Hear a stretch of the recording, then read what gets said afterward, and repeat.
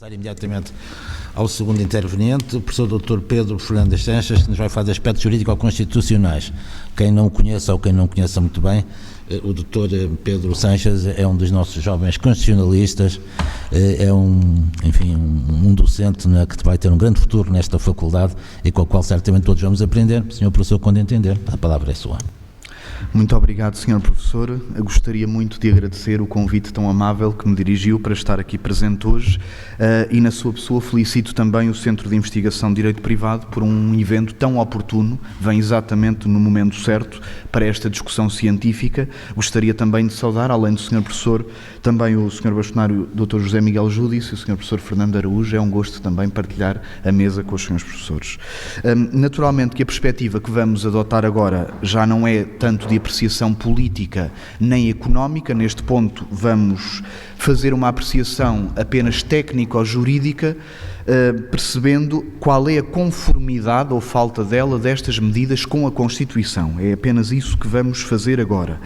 E só podemos concentrar-nos naquelas medidas que são mais impactantes sobre a propriedade privada, que temos de selecionar numa intervenção que tem um espaço curto e que teria de abordar uma proposta legislativa enorme, que tem 88 páginas, que inclui aspectos de arrendamento, urbanismo, direito tributário, que não podíamos abordar aqui.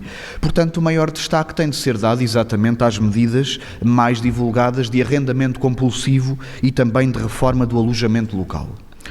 Agora, para isto, nós temos de deixar claro um ponto prévio, que temos de perceber bem qual é que é exatamente o alcance do direito de propriedade privada protegido pela Constituição que é impactado por estas medidas e qual é a dimensão da propriedade privada que está aqui a ser afetada. Este esclarecimento é preciso agora, noutra altura não seria, mas agora parece que é, porque estamos a observar alguns argumentos surpreendentes, como o Sr. Professor Menezes Cordeiro há pouco referiu, que têm justificado estas medidas recordando-nos que a propriedade privada não é um direito absoluto e que tem de ser submetida a uma função social. Eu digo que é surpreendente este argumento porque existe uma tendência que está a ocorrer entre nós de apresentar argumentos centenários, literalmente argumentos que já existem há séculos, como se tivessem um conteúdo inovador, como se tivessem sido descobertos agora. Mas para quê? Para, graças a essa suposta inovação, passar a legitimar medidas mais intrusivas em direitos que definem o núcleo da dignidade humana, que até agora nem sequer eram pensadas, e invoca-se essa suposta inovação para afetar o núcleo fundamental da dignidade pessoal. E é o que acontece exatamente com este argumento da função social da propriedade. Não é por acaso que no processo de revisão constitucional em curso, um dos projetos de uma das bancadas mais relevantes em Portugal tomou até a iniciativa de propor agora um aditamento ao artigo 62 da Constituição para passar a declarar a função social da propriedade, como se ela não estivesse já reconhecida desde a primeira das nossas Constituições há 200 anos. Portanto, ela não era sequer desconhecida do Estado liberal de perfil defensivo. Logo, o que se pretende agora, neste debate, com a invocação da função social da propriedade, depois de a reconhecermos por 200 anos, não é esclarecer o que é evidente. Não. É usar a função social para adotar medidas que não podem caber no sistema constitucional por ultrapassarem os limites de proteção à propriedade próprios de um Estado de Direito. E exatamente porquê?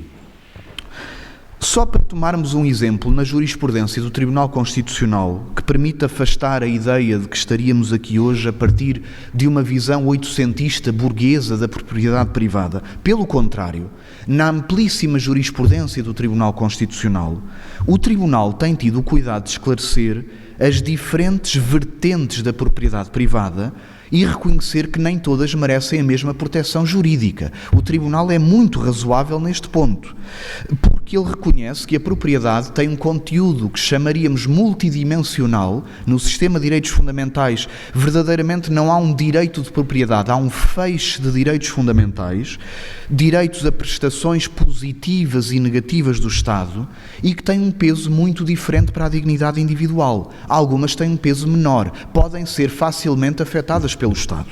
Aliás, é bom de ver que praticamente qualquer ação social que o Estado tome pode afetar de alguma maneira a propriedade privada. Portanto, exagerar na tutela da propriedade podia paralisar a atividade dos cidadãos e do Estado. Mas, por isso mesmo, o Tribunal Constitucional vai selecionando com cautela aquelas dimensões nucleares da propriedade, aquelas que têm maior proximidade axiológica com a dignidade humana, que essas sim apresentam uma natureza análoga aos direitos, liberdades e garantias, e essas sim beneficiam dos chamados limites aos limites dos direitos fundamentais, ou seja, os limites à ação do legislador que limita aos direitos fundamentais.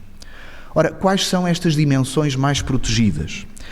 Vou recorrer, por sinal, a uma formulação que é comum na jurisprudência, mas, por sinal, vou recorrer à formulação que está no Acórdão 421/2009. Porquê esse? Porque alguns estão a usá-lo como precedente para apoiar medidas ablativas. Portanto, por sinal, vou usar esse mesmo de alguns constitucionalistas, como o Sr. Professor referiu há pouco, constitucionalistas um pouco mais recentes que descobriram esse acórdão. Ora, usando essa formulação, está em causa, nesta proteção mais importante da dignidade, a dimensão de direito subjetivo ou defensivo, de direito clássico de defesa, que permite a utilização da propriedade para a realização da própria pessoa, como parte da sua autonomia. Em consequência, está aqui incluído o direito de não se ser privado da propriedade que já se tem, sem o cumprimento de um procedimento adequado, que respeita o regime dos tais limites aos limites dos direitos, liberdades e garantias. E que somente se tiver superado estes controlos dos limites aos limites, se a intervenção estiver permitida pela Constituição, então sim termina com o pagamento de uma justa indenização. Notem que o critério da constitucionalidade não é simplesmente saber se o Estado paga uma indenização pelo valor do bem afetado, que é o que alguns estão a discutir agora. Paga-se a compensação pelo Estado, então o proprietário não se pode queixar. Não. O critério é, primeiro, saber se a própria afetação é conforme com os critérios constitucionais, se cumpre os testes de proporcionalidade inerente à restrição de qualquer direito, liberdade e garantia. Se cumprir, se tiver passado esse teste, então, em segundo lugar, é que se vai calcular o montante da indenização pelo bem afetado. Por outras palavras, nós não podemos viciar o raciocínio como se o artigo 62 da Constituição só tivesse o número 2 e não o número 1. Mesmo que as razões invocadas para afetar a propriedade não passassem o teste da proporcionalidade, no limite até podiam ser arbitrárias. Mas, desde que se pagasse uma compensação ao proprietário, então não havia problema e nós podíamos afetar o bem jurídico que pertence a alguém. Não, não é assim. Eu só chego ao número 2 do artigo 62, eu só vou avaliar o montante concreto do pagamento da compensação ao proprietário afetado, depois de garantir que a propriedade podia mesmo ser afetada. Porque senão o juízo de constitucionalidade já não chega lá.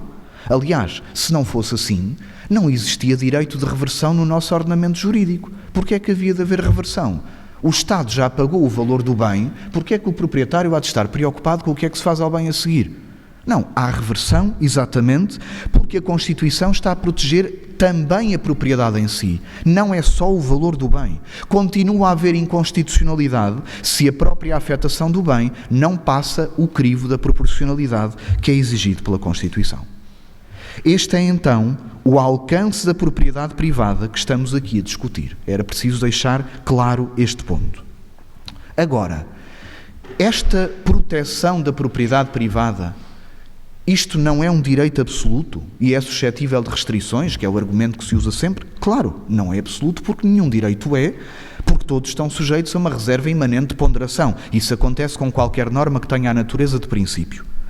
Mas por isso o direito de propriedade privada não é absoluta, como o direito de habitação também não é, e por isso é que todos estão sujeitos a esta reserva de ponderação, que leva a que qualquer intervenção sobre o seu conteúdo protegido seja feita através da tal ponderação que tem de passar pelos testes que desde logo estão incluídos no artigo 18, número 2 da Constituição, que começa pela indispensabilidade ou pela necessidade da intervenção pública sobre aquele direito fundamental. Se passar esse teste, depois discutiremos o valor da compensação. Mas é se chegarmos lá a esse ponto. Ora, descendo ao caso concreto desta proposta, é exatamente aqui, nesta ponderação, que as medidas que estão a ser discutidas têm de ser diferenciadas, porque têm um âmbito diferente sobre a propriedade privada. E volto a sublinhar que é precisamente por isso que podemos dizer que não estamos aqui a adotar uma visão oitocentista da propriedade de defesa burguesa. Não, num Estado social de direito, como dizia, o juízo de inconstitucionalidade, a ponderação que é feita, não é igual para qualquer dimensão da propriedade. Para começar, há uma parte muito significativa do direito de propriedade que consiste na utilização positiva pelo proprietário enquanto aproveitamento do bem que ele tem para efeitos meramente económicos. Nesse ponto, a propriedade privada está intimamente associada ao direito de livre iniciativa económica privada que conhecemos do artigo 61 da Constituição. Nesse caso, nessa dimensão mais positiva, a ingerência do Estado apenas diz respeito a impedir ou limitar uma iniciativa positiva que eu quero tomar. Ele não me retira um bem que eu já tenho, apenas está a condicionar a utilização pela positiva de um bem que eu queria usar com um certo destino. Bom, isto ainda é, naturalmente, uma ingerência sobre um direito de liberdade e garantia. Ainda tem de passar os tais testes de ponderação.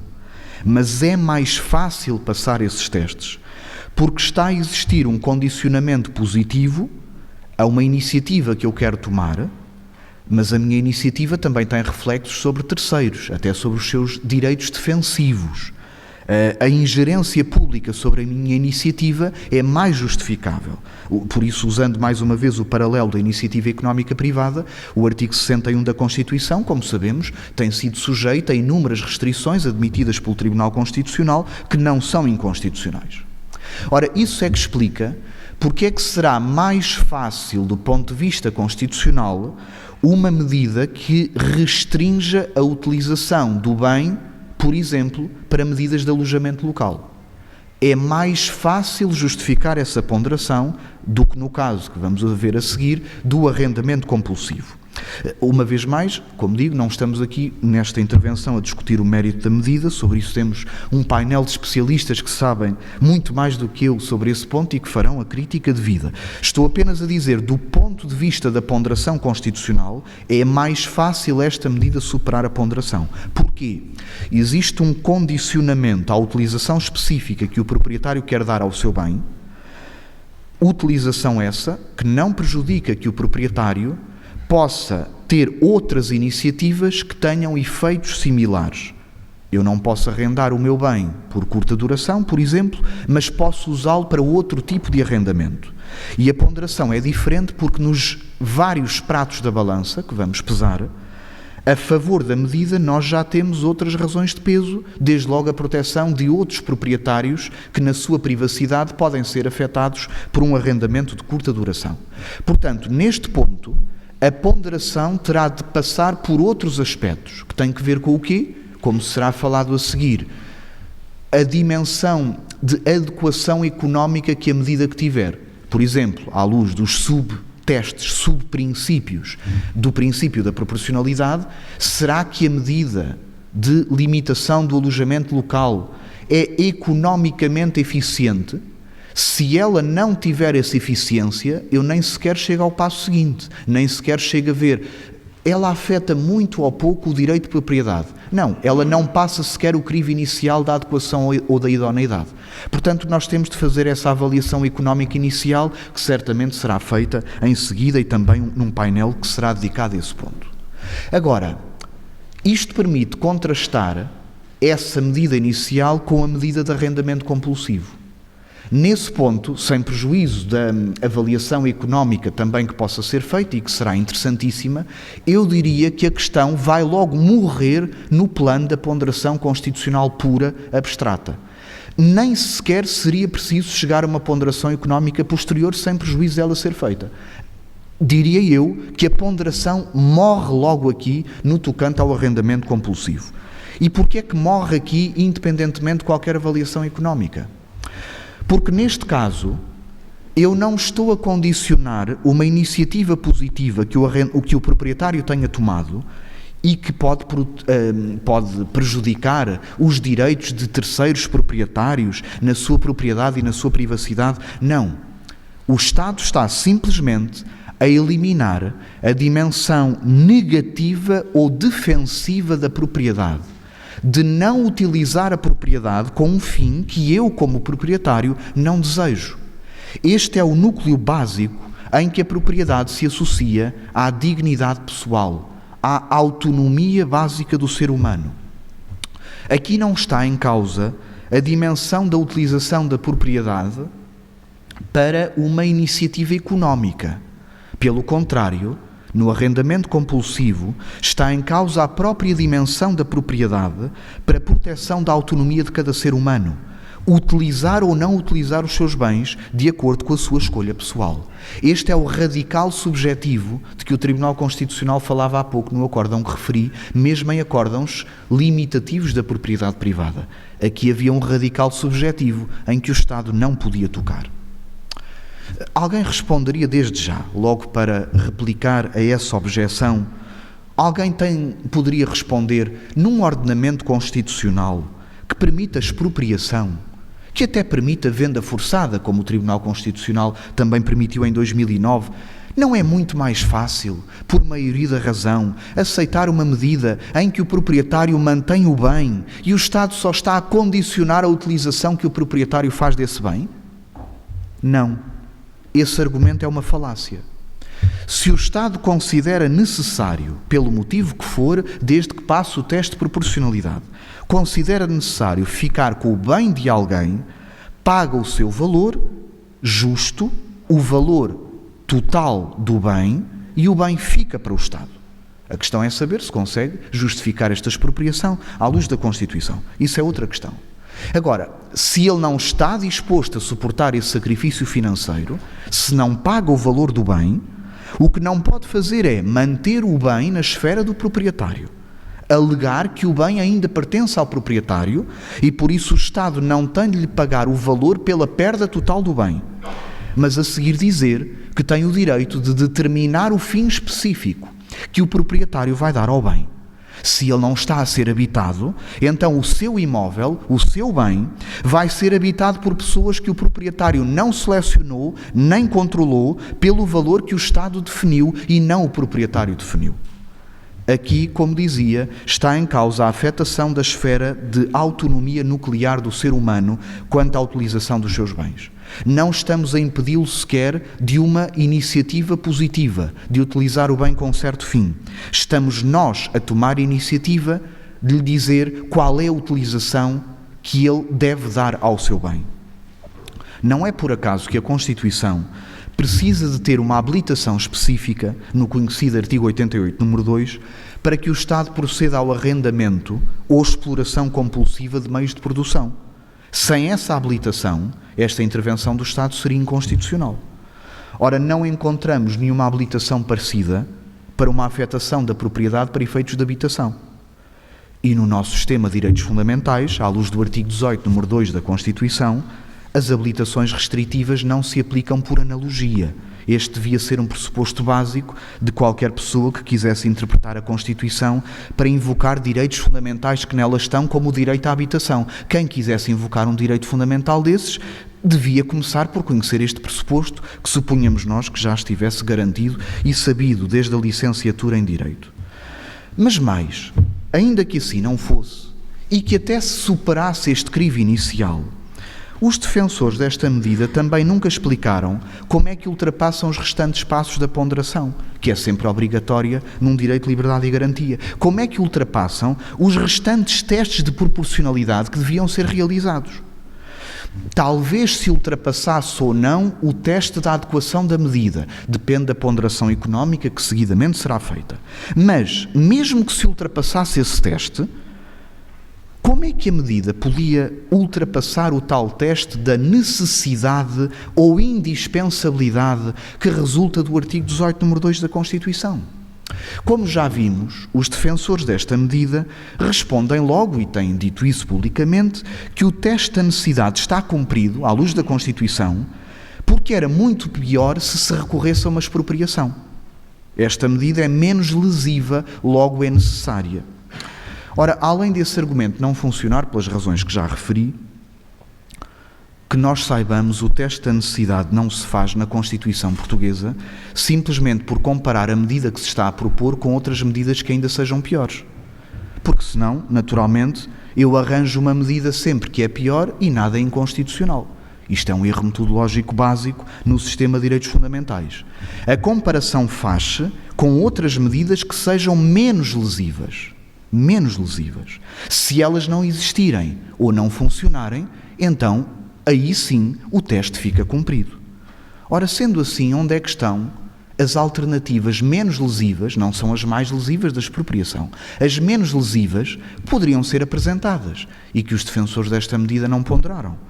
Por exemplo, as medidas pela positiva de incentivos fiscais ao arrendamento, de redução da pesadíssima carga fiscal sobre as rendas, que há anos que é criticada a carga fiscal, agora é que o Estado se lembrou de que talvez seja melhor incentivar o arrendamento, criar benefícios no acesso ao crédito para obras em imóveis destinados ao arrendamento.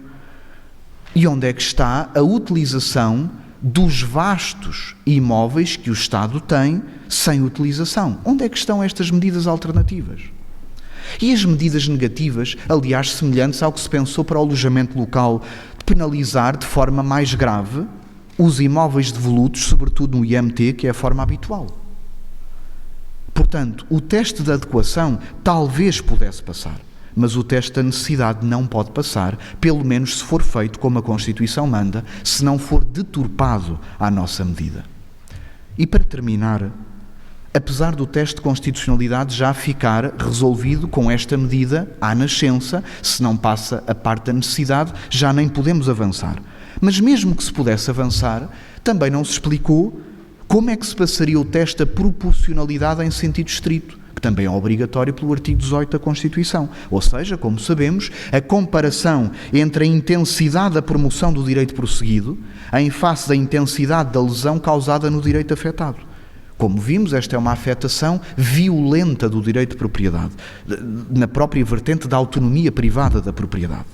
Ora, a resposta que é dada para explicar esta restrição tão violenta é que o Estado não tem uma lesão tão grande da propriedade se está apenas a afetar a propriedade de alguém que acumula imóveis. É o argumento que tem sido usado. Aliás, houve aqui quem dissesse que o direito de propriedade não protege quem é assambarcador de bens. Houve quem invocasse esse argumento. Portanto, aí a lesão da propriedade não seria intensa, nós passávamos o artigo 18 da Constituição. Ora, antes de mais, eu acharia curioso, porque eu não reparei na proposta, onde é que diz que o arrendamento compulsivo é só para quem acumula 10 ou 20 imóveis e, portanto, para o tal assambarcador de bens, e que não se acumularia alguém que tem, por exemplo, 2 imóveis, a menos que se entenda que quem tem 2 imóveis já está a assambarcar bens e, por isso, deve ser penalizado pelo Estado. Portanto, naturalmente, nós compreendemos este argumento, mas ele é extrajurídico. Não tem que ver com um argumento à luz do princípio da proporcionalidade. Compreendemos-lo à luz de uma pré-compreensão de que quem tem essa visão, eu diria que é uma visão pré-constitucional, mas que não corresponde à nossa Constituição. A propriedade privada na nossa Constituição não é encarada como um anátema, como um algo que deve ser prejudicado. Durante o ano 1975 houve quem sustentasse essa visão, em alguns pontos passou para a versão original da Constituição. Por isso houve medidas muito parecidas com esta, como conhecemos, mas essa não é a visão do nosso sistema constitucional atual. No nosso sistema, a restrição da propriedade privada pode ser admitida se passar certos crivos. Como vimos, algumas medidas até poderiam passar, portanto não está aqui em causa nenhuma visão burguesa do século XIX. Mas quando não passa esses crivos, então o Estado de Direito tem de ter os mecanismos próprios para a proteção do núcleo fundante da autonomia de cada ser humano. Muito obrigado, Sr. Professor.